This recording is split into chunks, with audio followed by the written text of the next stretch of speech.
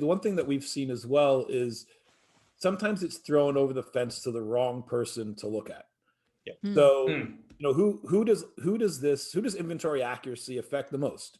It affects store operations. It affects planning and allocation. It affects buying. It affects, the business side. But a lot of times it's thrown either to loss prevention or IT to look at, and the value might not all be there from getting a full understanding of how it can drive the business and change the business isn't sometimes always there if you don't get the business stakeholders involved.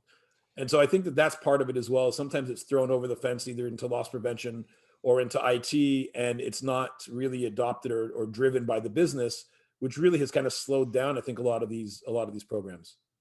Yeah, and that's why I wanted to have you guys on the program, because I think, it's what we're talking about here is really a foundational omni-channel, capability in a lot of ways, or at least one that you need to be experimenting with to understand its full capabilities. Like, the use cases are not just it'll lessen your shrink. It could be anything from it'll do that, it'll improve your in-store operations like we talked about, it'll make your flexible fulfillment options easier when you start talking about buy online, pick up in store, ship from store, all that stuff is there.